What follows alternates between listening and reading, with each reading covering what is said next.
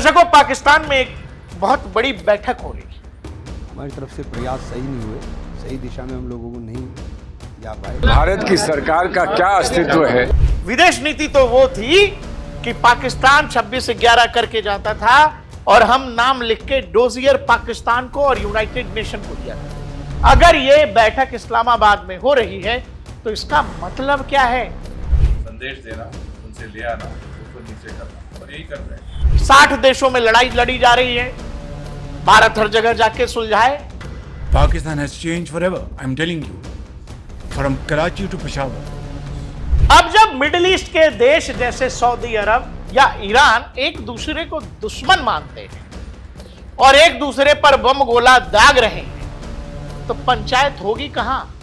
ये वाला चूरन अमेरिका इसलिए दे रहा है, अमेरिका के लिए पॉसिबल इसलिए है क्योंकि इससे अमेरिका पाकिस्तान के अंदर बहुत सारी चीजों को जो असीम मुनीर को फेवर फिलहाल नहीं कर रही हैं, ये इवेंट होने के बाद कुछ चीजें असीम मुनीर और उसकी सरकार पाकिस्तान में अपने लिए, अपने हित में करने की कोशिश में। पाकिस्तान का महत्व अमेरिका या दुनिया के देशों के लिए बस एक कारण से है, वो है इसका जियोपॉलिटिकल लोकेशन। दर्शकों, एक कहावत है, चोर चोरी से जाए, हेरा फेरी से ना जाए, और यह कहावत पाकिस्तान के लिए बिल्कुल सटीक है। हालांकि पाकिस्तान जैसा मुल्क है, ऐसे और भी ढेर सारे उपनाम कह लीजिए या उसके ऊपर मुहावरे, कहावत कहे जा सकते हैं, लेकिन अब पाकिस्तान इतना इंपॉर्टेंट हमारे लिए थोड़ी है कि उस पर कहावत कहेंगे। लेकिन पाकिस्तान इंपॉर्टेंट है, इंपॉर्टेंट हमारे यहां रह रहे कुछ ऐसे लोगों के लिए जिनको लगता है वाह पाकिस्तान, आह पाकिस्तान, लाजवाब पाकिस्तान। और उनके अंदर का जो ये कीटाणु है, पाकिस्तान नाम का कीटाणु, हम ये कोशिश करेंगे अपने विश्लेषण से उस कीटाणु का अगर कहीं कोई अंत कर सकें तो बिल्कुल वो अंत होना चाहिए। दर्शकों, आजकल लोगों को नया शौक चढ़ा है, वो भारत को कूटनीति सिखाना चाहते हैं। वो जयशंकर साहब को, प्रधानमंत्री नरेंद्र मोदी को कूटनीति सिखाना चाहते हैं कि आपकी विदेश नीति कुछ ठीक नहीं है। विदेश नीति तो वो थी कि पाकिस्तान 26/11 करके जाता था और हम नाम लिख के डोजियर पाकिस्तान को और यूनाइटेड नेशन को दिया करते थे। विदेश नीति वो थी कि आतंकी हमले हमारे यहां होते थे, हम यूरोप का मुंह देखते थे। वो थी विदेश नीति। यह कैसी विदेश नीति हुई कि आप मुर्दके में चले जाते हैं, आप उनका नूर खान एयरबेस उड़ा देते हैं, आप किराना हिल्स पर ब्रह्मोस दाग देते हैं अनऑफिशियली। यह कैसी विदेश नीति है जहां पाकिस्तान के स्तर पर कबूतर नहीं उड़ा रहे, शांति की बातें नहीं कर रहे, ये सब कह ही नहीं रहे कि अरे हम भी बराबर, आप भी बराबर, भारत पाकिस्तान के लोग एक जैसे। ये सब नहीं होगा तो ये कैसी विदेश नीति है? दर्शकों, पाकिस्तान में एक बहुत बड़ी बैठक हो रही है। बैठक जिसका मसला यह है कि ईरान युद्ध में शांति होनी चाहिए, एक तरह का सीजफायर है। ईरान की अपनी 10 सूत्रीय मांग है, माफ करिए। दूसरी तरफ से अमेरिका का भी अपना एक एजेंडा है।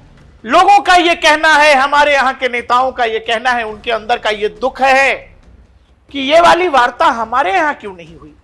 मोदी जी आप फेल हो गए, मोदी जी आपसे हुआ नहीं। हम कुछ कम कर सकते थे, लेकिन हमारी तरफ से प्रयास सही नहीं हुए, सही दिशा में हम लोगों को नहीं जा पाए। भारत की सरकार का क्या अस्तित्व है? भारत की सरकार को कुछ विश्व में करना है कि नहीं करना है? क्या हमारा अस्तित्व है विश्व में कि नहीं है? हम छूट भइये देशों को मौका दे दें कि वो आगे बढ़ चढ़ के ये कहें कि हम लोगों के बीच में बातचीत कराएंगे और मध्यस्थता करेंगे। इनका दर्द अथाह है, इनका दर्द अथाह है कि अरे ये वाली बैठक तो दिल्ली में होनी थी, लेकिन कोई इनसे पूछे ये बैठक दिल्ली में क्यों होनी चाहिए थी? आप ऐसा क्यों चाहते हैं? अजरबैजान अर्मेनिया लड़ रहे हैं। दुनिया में आज के दौर में करीब करीब कमोबेश जो काइनेटिक लड़ाई है, एक तरह की 60 देशों में लड़ाई लड़ी जा रही है। भारत हर जगह जाके सुलझाए, भारत नामीबिया का मसला सुलझाए, भारत सूडान का मसला सुलझाए, भारत कोलंबिया का मसला सुलझाए। भारत के पास अपना काम तो है ही नहीं। अब सवाल है, चूंकि पाकिस्तान में यह कथित समझौता हो रहा है जो बैठक हो रही है, इसीलिए भारत की विदेश नीति फेल है। लेकिन क्या ऐसा है? ट्रंप ने क्या कहा? राष्ट्रपति ट्रंप जब किसी ने एक प्रश्न पूछा कि आपने पाकिस्तान को ये इंटरमीडिएट क्यों बनाया, तो उन्होंने कहा कि आई लाइक लूजर्स, मतलब जो हारते हैं वो मुझे बहुत पसंद होता है, क्योंकि ये ज़्यादा कहते नहीं है, करते हैं। और यही इनका दायित्व भी यही है, तो जाके मतलब संदेश देना, उनसे ले आना, ऊपर नीचे करना, और यही कर रहे हैं। उसने भी गलतियाँ की। भरोसा उसके बिना चाणक्य ने कहा था, और सर ये बिल्कुल सही कहा था कि कोई भी समझौता नहीं हो सकता अगर भरोसा नहीं हो। ईरान जो है वो जिहादिस्तान पर, आतंकिस्तान पर बिल्कुल भरोसा नहीं करता है।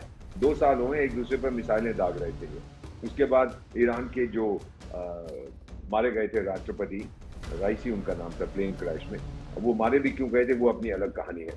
तो वो फिर आए इस्लामाबाद, बुला रहे मेरे इस्लामिक भाई भाई, बहन बहन। फिर ये जो बदमाश अपने आप को शरीफ कहता है, ये गया Tehran, oh my darling darling. तो हम सब ठीक है जी, सब ठीक है, कोई झगड़ा नहीं है। 15 मिनट के बाद मिसाइलें फिर एक दूसरे पे फेंकने शुरू कर दी। तो ईरान भरोसा बिल्कुल नहीं करता, खासतौर से क्योंकि जिहादिस्तान ने डिफेंस एग्रीमेंट साइन कर रखा था सऊदी अरेबिया से, जो ईरान का दुश्मन है। तो सवाल है कि आखिर क्या ये वाकई में बहुत बड़ी उपलब्धि है पाकिस्तान के लिए कि पाकिस्तान में अमेरिका और ईरान दोनों बैठ रहे हैं, बातचीत हो रही है। आखिर पाकिस्तान का ईरान और अमेरिका के बीच में काम क्या है? अगर ये बैठक इस्लामाबाद में हो रही है तो इसका मतलब क्या है? इसका जियोपॉलिटिकल मैसेज क्या है? हम आज उसे ही समझने की कोशिश करेंगे। जो भी सामान्य ज्ञान हमारे पास है उसको समझने की, उसका इस्तेमाल करके समझने की कोशिश करते हैं। जयशंकर साहब ने जब एक सर्वदलीय बैठक बुलाई गई नई दिल्ली में, उस बैठक में सभी पॉलिटिकल पार्टियों के बीच में कहा कि हम दलाल नहीं, पाकिस्तान एक दलाल देश है। जयशंकर साहब कह रहे हैं, भारत के विदेश मंत्री हैं। आप जयशंकर साहब के प्रशंसक हो ना हो, आप इस बात से समझ लो, जयशंकर साहब की जियोपॉलिटिक्स की समझ और इनकी नीतियों की समझ को लेकर दुनिया के बहुत बड़े बड़े नेता, प्रधानमंत्री, राष्ट्रपति इनके फैन हैं। इजराइल के राष्ट्रपति बेंजामिन नेतन्याहू जयशंकर के फैन हैं। यूरोप के कई सारे ब्यूरोक्रेट्स जयशंकर के फैन हैं। अब सवाल है कि जयशंकर साहब ने जब ये कहा है तो इसका कुछ तो मतलब होगा, यूं ही तो नहीं कुछ कह दिया होगा। और इसका भी मतलब तो जरूर होगा कि डोनाल्ड ट्रंप ये वाला समझौता पाकिस्तान में क्यों कर रहे हैं। और डोनाल्ड ट्रंप ने जब उस सीज फायर की घोषणा की, अपने उस ट्वीट में जो आपको स्क्रीन पर दिखाई दे रहा है, शहबाज शरीफ, असीम मुनीर का नाम स्पेसिफिक क्यों लिखा हुआ है? इसका मतलब क्या है? और इन नामों को लिखने के पीछे वाकई में कोई बड़ा महत्व तो है, या ये नाम यूं ही लिख दिए गए क्योंकि अपना एजेंडा सेट करना है? क्या डोनाल्ड ट्रंप असीम मुनीर का नाम लिख देते हैं, इससे असीम मुनीर का कद बहुत बढ़ जाएगा, पाकिस्तान का कद बेहद बढ़ जाएगा, और इससे पाकिस्तान की माली हालत, आर्थिक हालत, पाकिस्तान की आवाम की हालत में बहुत कुछ सुधार हो जाएगा? क्या पाकिस्तान को जिन देशों ने, इवन यूनाइटेड स्टेट्स जो एक दौर में लगातार हर साल वित्तीय मदद किया करता था, जो डोनाल्ड ट्रंप ने अपने पहले कार्यकाल में रोक दिया था, क्या वो सब फिर से शुरू हो जाएगा?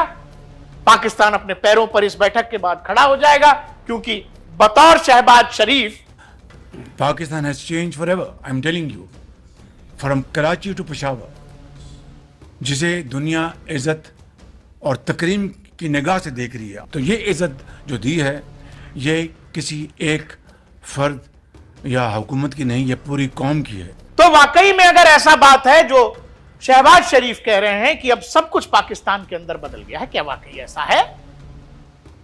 और पाकिस्तान में इस बैठक के होने का क्या मतलब है? और हमारे यहां जिन लोगों के दिल में पटाखे फूटते हैं कि इसी बहाने उनको मौका मिल जाता है कि वाह वाह विश्व गुरु हैं नरेंद्र मोदी जी, आपसे तो नहीं हुआ, पाकिस्तान ने कर दिखाया। आइए असल कहानी समझते हैं कि डोनाल्ड ट्रंप या ईरान दोनों पाकिस्तान के लिए क्यों तैयार हुए। सबसे पहले आप ये मैप देखिए जो मिडिल ईस्ट का है। मिडिल ईस्ट में ईरान पर अमेरिका और इजराइल दोनों मिलकर हमला करते हैं। अमेरिका अलग अलग देशों में जो सैन्य अड्डे हैं अमेरिका के, वहां से ईरान पर अटैक करता है। ईरान बदले में मिडिल ईस्ट के 12 देशों पर एक साथ अटैक करता है। जब पूरा मिडिल ईस्ट एक तरह से युद्ध के चपेट में है, पूरा मिडिल ईस्ट, और मिडिल ईस्ट के जो इस्लामिक देश हैं, जो खासकर सुन्नी देश हैं, सऊदी अरबिया, यूएई, इराक, ये सब के सब ईरान को दुश्मन के तौर पर देखते हैं। क्यों? क्योंकि ईरान शिया है। और यह बड़ी एक अजीब तरह की स्थिति हुई इस युद्ध में, और पहले भी हम देख चुके हैं कि मिडिल ईस्ट के तमाम सुन्नी देश अमेरिका और इजराइल के साथ खड़े रहे और ईरान के खिलाफ एक तरह से लड़ाई में अपनी जमीन, अपने संसाधन का इस्तेमाल करने देते रहे अमेरिका और इजराइल को, दोनों। अब जब मिडिल ईस्ट के देश जैसे सऊदी अरब या ईरान एक दूसरे को दुश्मन मानते हैं और एक दूसरे पर बम गोला दाग रहे हैं, तो पंचायत होगी कहां? अमेरिका मिडिल ईस्ट से बेहद दूर है, इजराइल में बैठक हो नहीं सकती, सऊदी अरबिया में कोई बैठेगा नहीं, ईरान में जाकर बाकी सुन्नी देश बैठेंगे नहीं। बैठक कहां होगी? कहां होगी? वो अमेरिका जो ईरान के अंदर ईरान की टॉप पॉलिटिकल लीडरशिप, ईरान की टॉप मिलिट्री लीडरशिप को निपटा दे रहा है, वो ईरान की लीडरशिप क्या यूरोप में बैठने को तैयार होगी पंचायत के लिए? क्या वो ईरान की लीडरशिप अमेरिका में बैठने को तैयार होगी? वहां अगर असैसिनेशन हो गया तो क्या करेंगे ये? वहां किसी तरह की कहानी बिगड़ गई तो ये क्या करेंगे? भाई अमेरिका सुपर पावर है, ईरान तो नहीं है। ईरान अपने इलाके को छोड़कर दूसरी जगह जाके क्यों बैठेगा? अब जब एक दूसरे के ऊपर भरोसे का ऐसा संकट है तो बैठक होगी कहां? कहां होगी? दूसरा, अब आइए, भारत को होना चाहिए, भारत नहीं है, भारत क्यों नहीं है, या भारत का होना क्यों जरूरी है? आप ये बताओ मेरे को। आपको याद होगा डोनाल्ड ट्रंप ने प्रधानमंत्री नरेंद्र मोदी को कॉल किया था। अब कॉल किया होगा तो बेटी के ब्याह में, शादी में बुलाने के लिए तो नहीं किया होगा, भाई साहब मोदी जी आना है आपको। दुनिया में आफत मची हुई है, डोनाल्ड ट्रंप एक आदमी को फोन कर रहे हैं, वो है प्रधानमंत्री नरेंद्र मोदी। इसकी जानकारी खुद प्रधानमंत्री नरेंद्र मोदी ने दी। वो कॉल क्यों किया होगा? और उस कॉल के बाद एक खबर आती है कि भाई बैठक कहां होगी? तो बैठक होगी पाकिस्तान में। आप मुझे यह बताओ, अमेरिका की माली हालत देखिए, दुनिया का सुपर पावर, इकोनॉमी के आधार पर, अर्थव्यवस्था के आधार पर भी नंबर 1, मिलिट्री सुपर पावर तो है ही। दूसरा, ईरान जो मिडिल ईस्ट का खलीफा बनना है जिसको, ईरान के पड़ोस में है बिल्कुल पाकिस्तान। ईरान के लिए पाकिस्तान में बैठना ज्यादा मुफीद है। क्यों? ईरान पाकिस्तान दोस्त नहीं है, लेकिन ईरान जब चाहेगा पाकिस्तान की बजा सकता है। अभी 2 साल पहले भी बजाया है। यानी पाकिस्तान के अंदर कुछ ऊंच नीच होगा तो ईरान के पास रास्ता है, दिया जा सकता है जवाब। आप ब्रिटेन में बैठ जाएंगे, वहां ईरानी डेलीगेशन के साथ कुछ हो गया, उसका क्या करेगा ईरान युद्ध के बीच में?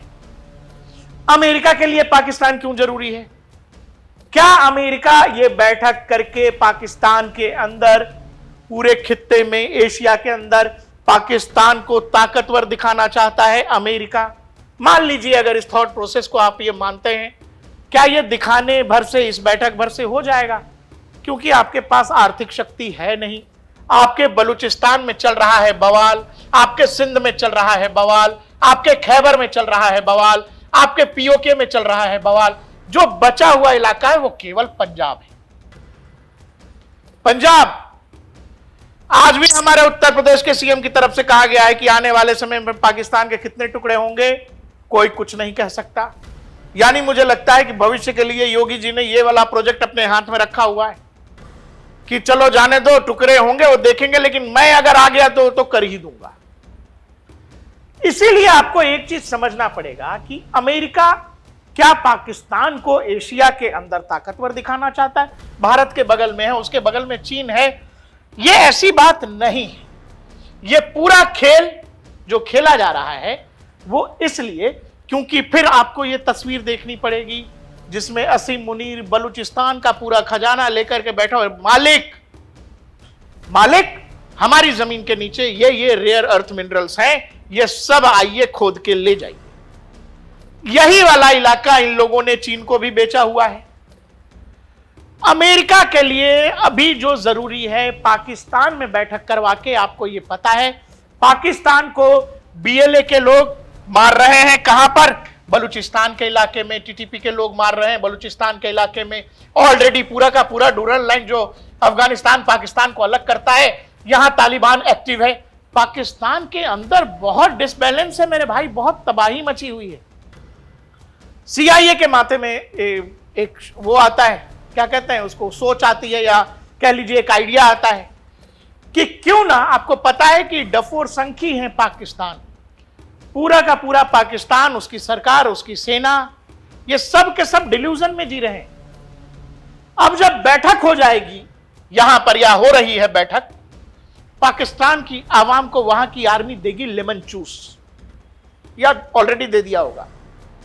ये देखिए, शहबाज शरीफ को आपने सुना, ये देखिए कितनी बड़ी बात है।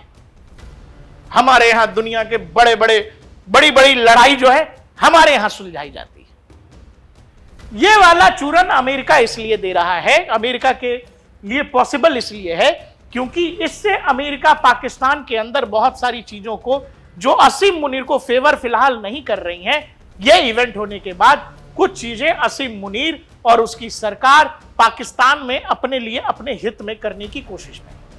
इसका केवल यह मतलब है कि पाकिस्तान जो घरेलू मसलों में फिलहाल उलझा हुआ है, टूटता बिखरता बर्बाद होता हुआ दिख रहा है, अमेरिका नहीं चाहेगा, सीआईए कभी नहीं चाहेगा कि पाकिस्तान एक साथ 4 टुकड़ों में कट जाए। पाकिस्तान दुनिया का वो कुत्ता है कि दुनिया के बहुत सारे देश इसको समय समय पर हड्डी दे दे के पालते रहते हैं। उनको पता है कि इस कुत्ते को अगर कोई न कोई हड्डी अगर नहीं देगा तो फिर ये कुत्ते जो हैं, इनकी कहानी आपस में लड़के मामला खराब हो जाएगा। और यही कारण है कि ये बैठक यहां हो रही है। इसका कोई मतलब नहीं है मेरे दोस्त। आप ये बताओ, आप, मैं फिर कह रहा हूं वही बात है, आपके घर का पंचायत कौन करेगा? आपके घर के बड़े बुजुर्ग करेंगे, आपस में भाई बहन जो हैं वो सगे संबंधी करेंगे, या आपके घर में जो आपका नौकर काम कर रहा वो 2 भाइयों की पंचायत कराएगा? कैसे कराएगा? नहीं करा सकता वो। अगर वो करा रहा है तो वो पंचायत नहीं करा रहा, वो करा रहा है, वो एक मैसेंजर है। पाकिस्तान आज क्या कर रहा होगा? शहबाज शरीफ क्या कर रहे होंगे उस बैठक में जहां जेडी वेंस बैठे हुए हैं और ईरान से आया हुआ डेलीगेशन बैठा हुआ है? 2 अलग अलग कमरों में लोग बैठे होंगे।